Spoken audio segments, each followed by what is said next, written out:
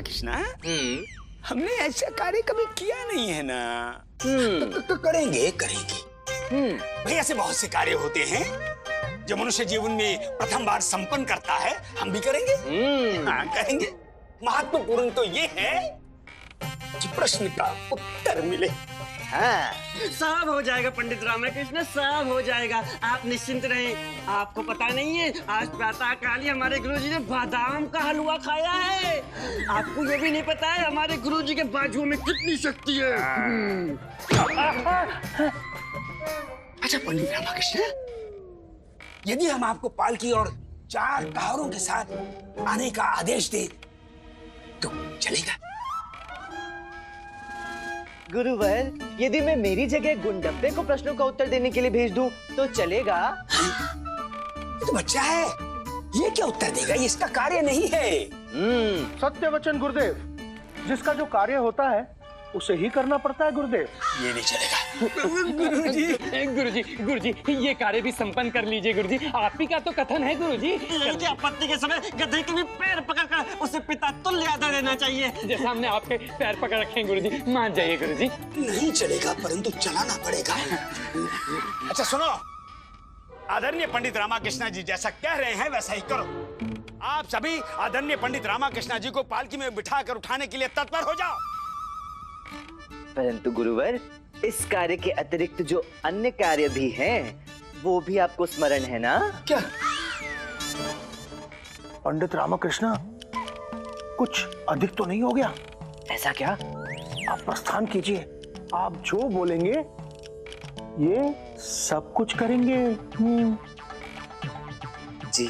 विजयनगर में प्रिय है एक नाम, विजयनगर में प्रिय है एक नाम, आज सबके बिगड़े काम बना दे सबके बिगड़े काम। बोलो कौन है वो? कौन कौन कौन? बोलो कौन है वो? कौन कौन? वह रामा कृष्णा। राम नाम सत्य है, राम नाम सत्य है। आचार्य, अरे ठीक से गाइए। अगर पंडित रामाकृष्ण को पता चल गया तो आपका राम नाम सत्य हो जाएगा। हे भगवान, बोलो रामा कृष्णा, बोलो रामाकृष्ण, बोलो रामा कृष्णा। हे भगवान, पीड़ा से हमारा शरीर टूटा जा रहा है। गुरुजी नैया पलकी पर लगाएगी, कहीं गुरुजी के जीवन की नैया ना पार लग जाए।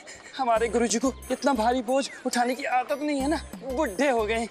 आचार्य, पालकी उठाए रखिए, अन्यथा रामाकृष्ण का मन बदल जाएगा।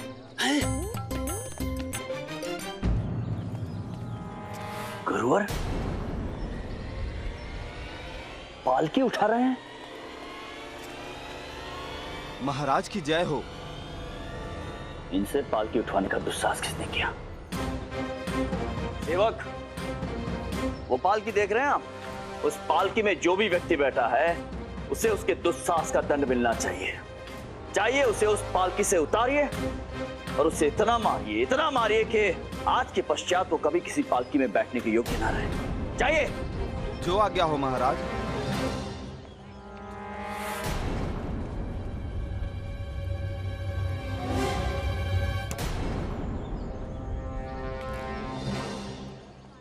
हे माँ काली, रक्षा करना। अभी कौन सा संकट है जो माँ काली को स्मरण कर रहा है? बंधु, संकट वहाँ ऊपर वातायन पर है।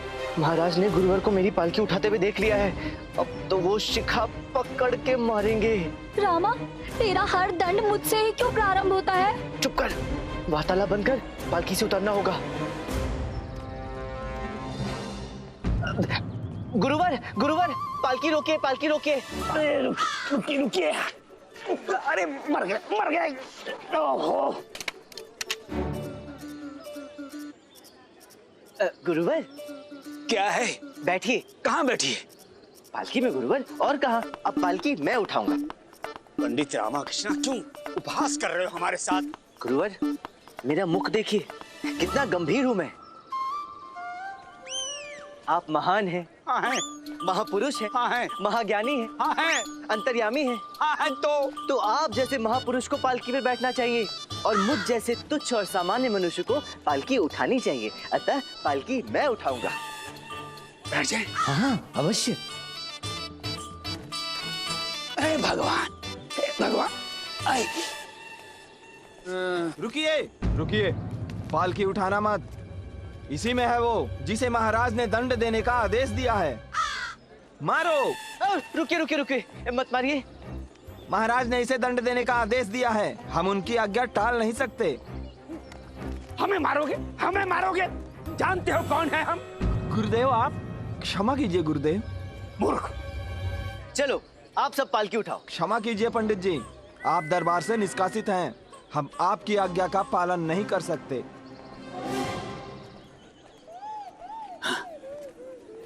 लेकिन हम तो निष्कासित नहीं है ना, हम राजपुरोहित तथाचार्य आज्ञा दे रहे हैं। उठाइए पालकी। जी गुरुवर। बैठिए। जी। उठाइए। रुकिए, मैं राज दरबार में प्रवेश नहीं करूंगा। ये क्या कह रहे हो पंडित रामकृष्ण? शांत गुरुवर शांत, कदापि आप भूल रहे हैं कि मेरा निष्कासन आप ही ने करवाया है। अब यदि मैं भीतर गया तो महाराज की आज्ञा का उल्लंघन होगा ना। हे भगवान। रुकिए, हम अभी आते हैं।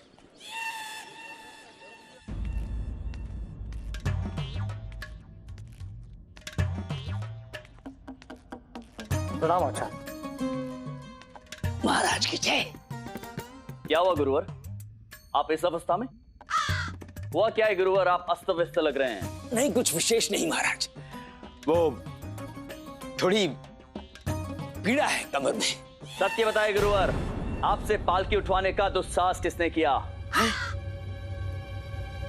पालकी? किसने उठाई पालकी? हमने नहीं उठाई पालकी। महाराज ये अवश्य समझने में भूल हुई। हम तो पालकी के अंदर बैठे थे। हमें प्रतीत हुआ कि पालकी गुरुवर ने उठाई थी। हमारा आपसे एक निवेदन है महाराज। कहिए। निवेदन ये है महाराज के पंडित रामाकृष्ण पर दरबार से निष्कासन का आदेश निरस्त कर दिया जाए।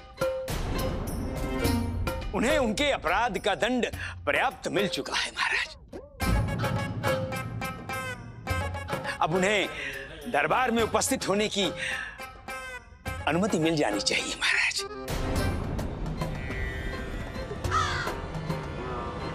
नहीं, हम पंडित रामकृष्ण को भीतर आने की अनुमति नहीं देंगे।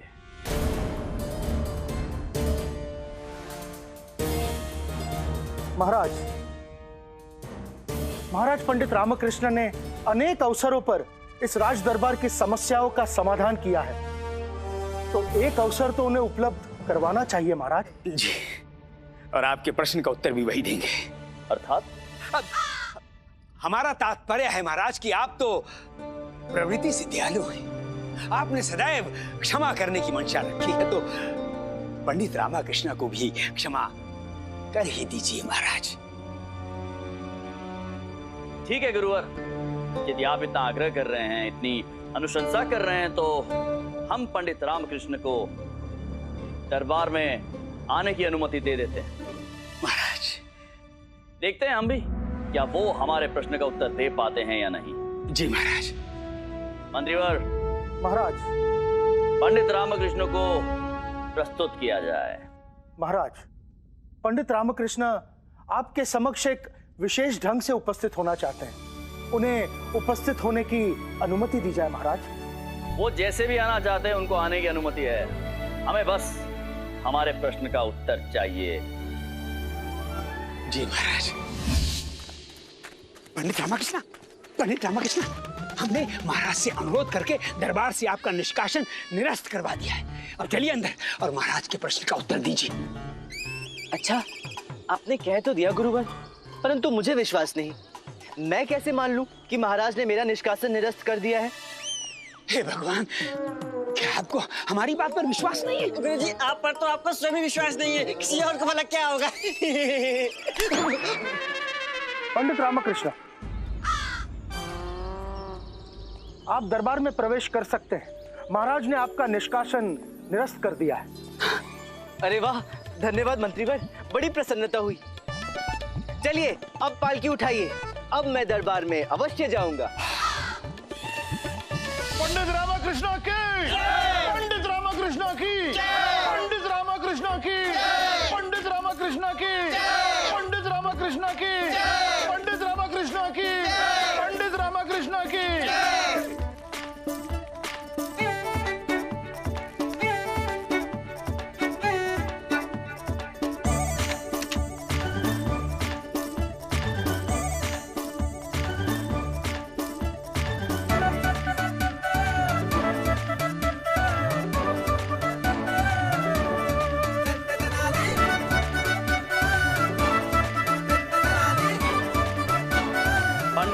कृष्णा, ये कैसा प्रपंच है?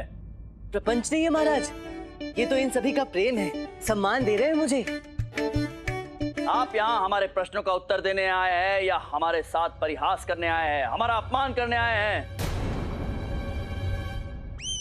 महाराज, मैं यहाँ आपके प्रश्नों का उत्तर ही दे रहा हूँ। तो ये कैसा उत्तर हुआ? हम कुछ समझे नहीं पंडित रामकृष्णा, बात को स्पष्ट कीजिए। उत्तर दीजिए हमारा कि कौन है इनमें से वास्तविक अपराधी।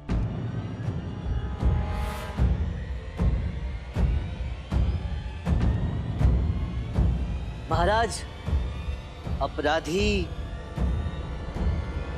आप हैं।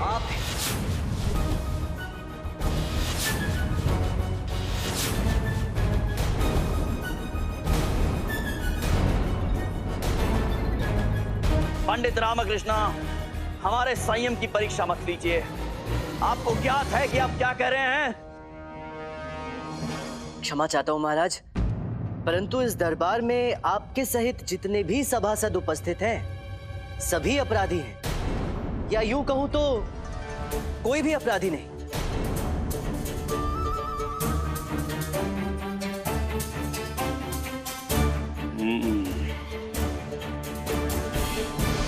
इसे राज दरबार में लाकर उचित ही किया हमने। अब इसे निष्कासन नहीं, प्राण दंड मिलेगा। अपना कथन सिद्ध कीजिए पंडित रामकृष्ण। महाराज, अपराधी मनुष्य की आवश्यकताएं हैं। आवश्यकताओं के कारण ही मनुष्य सब करता है। आवश्यकता के कारण ही मनुष्य एक गधे को पिता तुल्य सम्मान देता है, और ये मैंने अभी सिद्ध कर दिया। कैसे? महाराज, आपने अभी देखा कि आवश्यकता थी तो मुझे पालकी में बिठाकर मेरा गुणगान करते करते मुझे राजसभा में लाया गया है। मेरा स्वागत सत्कार किया गया, अभिवादन किया गया। उसी प्रकार आपको अनुष्ठान में पुष्पों की आवश्यकता थी। रमन्ना को पुष्प वाली सावित्री की, सावित्री को निद्रा की, सरला को बैलगाड़ी वाले चंद्रैया की, चंद्रैया को अपने पुत्र के समीप रहने की, चंद्रैया की पत्नी को अपने मायके जाने की। अतः इन सभी आवश्यकताओं की पूर्ति के कारण ही ये सब हुआ। ऐसी कौन सी आवश्यकता थी आपकी पंडित रामकृष्ण? आपके प्रति भक्ति और इस राज्य के प्रति कर्तव्य। इसी वजह से मैं निष्कासित होने के पश्चात भी राज दरबार में उपस्थित हुआ।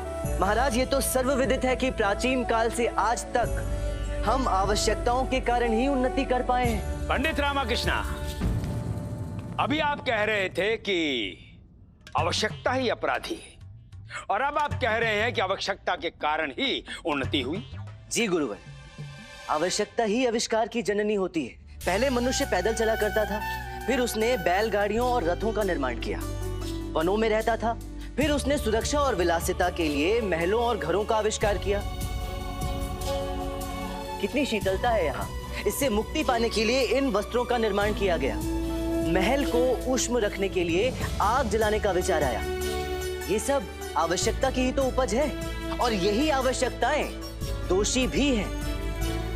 तो यदि ये आवश्यकताएं दोषी नहीं, तो यहाँ उपस्थित कोई भी दोषी नहीं है। और यही आपके प्रश्नों का उत्तर है महाराज। अद्भुत पंडित रामकृष्ण, अद्भुत। हमें अपने प्रश्न का उत्तर मिल गया।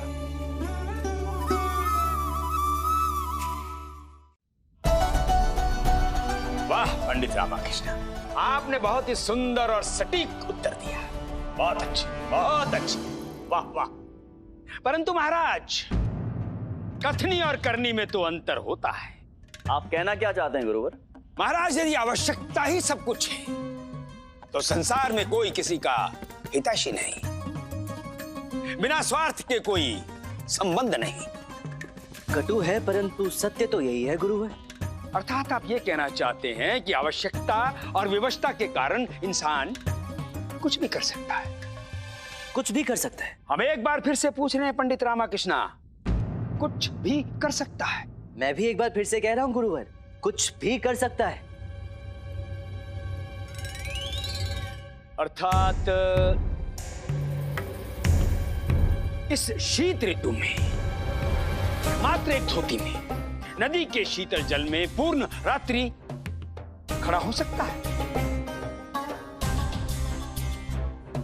वो भी बिना किसी सहारे के। यदि उसकी आवश्यकता और विवशता अधिक होगी तो अवश्य खड़ा रहेगा। पंडित रामाकृष्णा, क्या आप इस बात को सिद्ध कर सकते हैं? हम गुरुवर के कथन से सहमत हैं। पंडित रामकृष्णा, आप अपनी बात सिद्ध करके बताइए। अवश्य महाराज, आप 10 सहस्त्र स्वर्ण मुद्राओं का पुरस्कार घोषित कर दीजिए। जिसकी भी आवश्यकता और विवशता होगी वो इस विषम कार्य को अवश्य करेगा।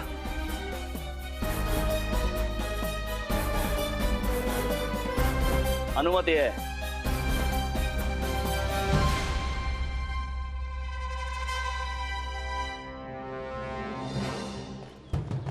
सुनो सुनो सुनो, समस्त विजयनगर वासियों सुनो। इस शीत ऋतु में जो भी नगर निवासी मात्र एक वस्त्र धारण करके नदी के शीतल जल में पूर्ण रात्रि खड़ा रहेगा, महाराज कृष्णदेव राय उसे 10 सहस्त्र स्वर्ण मुद्राओं का पुरस्कार देंगे। शीतल लहर चल रही है, कोई मूर्ख ही होगा जो पूर्ण रात्रि शीतल जल में खड़ा रहेगा। 10 सहस्त्र स्वर्ण मुद्राओं का पुरस्कार है। अरे जीवित ही नहीं रहेंगे तो स्वर्ण मुद्राओं का क्या करेंगे? सत्य कह रही हो। संभव ही नहीं है। शीतल जल में एक पहर कोई खड़ा नहीं रह सकता, पूरी रात क्या रहेगा? नहीं नहीं नहीं नहीं नहीं अम्मा, आप कहीं नहीं जाएंगे, रुक जाइए। जाने का अम्मा को नहीं मानेंगे। अरे अम्मा, हमने आपसे कहा ना आप कहीं नहीं जाएंगे, रुकिए। अरे रुकिए अम्मा, हम आपको कहीं नहीं जाने देंगे, ये रुक जाइए। रामा तू ही बता, अम्मा को दाना दे के नहीं? अम्मा, कहाँ जाने के लिए इतनी उतावली हो रही हो तुम? क्या? जब से राज्य की ओर से की गई घोषणा सुनी है तब से अम्मा हट कर रही है कि किसी नदी के शीतल जल में जाकर पूरी रात्रि खड़ी रहेंगी और 10 सहस्त्र स्वर्ण मुद्राओं का पुरस्कार प्राप्त करेंगी। आप बात कर रही हो अम्मा? पागल हो गई हो क्या? इतना अच्छा अवसर कौन हाथ से जाने देता है? अम्मा, बढ़िया है कि अवसर ही हाथ से जाने दो, अन्यथा जान हाथ से चली जाएगी। क्यों अपने प्राण संकट में डालना चाहती हो तुम? मुझे कुछ नहीं होगा। उन्हें को अब शेष बचा क्या है? और तुम्हें कमाने की क्या आवश्यकता है? मैं हूं ना। तू है, इसीलिए तो ये सब करना पड़ रहा है। वृद्धा अवस्था की सुरक्षा के लिए। तेरा क्या भरोसा? तू तो कभी दरबार से निष्कासित हो जाता है, कभी कारावास में बंद कर दिया जाता है और कभी तुझे फांसी की सजा सुना दी जाती है। इसलिए मुझे ही कुछ करना होगा। हाँ जाने दो, 10 सहस्त्र स्वर्ण मुद्राएं बहुत कमाएगी। मैं उनसे कितनी घंटियां लूंगा? कितनी घंटियां लूंगा? वाह वाह, चुप चुप, बढ़ाया घंटियां लेने वाला। शारदा, एक काम करो, शीतल बर्फीला जल स्नान घर में तैयार करो। अम्मा अभी इसी समय स्नान करेंगी, ठीक है अम्मा? नालायक! अरे तू मुझे जीते जी मारना चाहता है। अम्मा, अम्मा रुको, रुको अम्मा, सुनो। वाह वाह वाह वाह, अभी तुम्हें शीतल जल से स्नान भी नहीं करना और यहाँ रात भर नदी के शीतल जल में खड़ी रहोगे तुम, हाँ? वो भी इस शरद ऋतु में। अम्मा, तुम्हारी बची कुची हड्डियां भी गल जाएंगी। शीतलता के कारण ऐसे बर्फ की मूरत बनकर घर लौटोगी तुम। और फिर 10 सहस्त्र मुद्राओं का क्या करोगी? बोलो बोलो बोलो।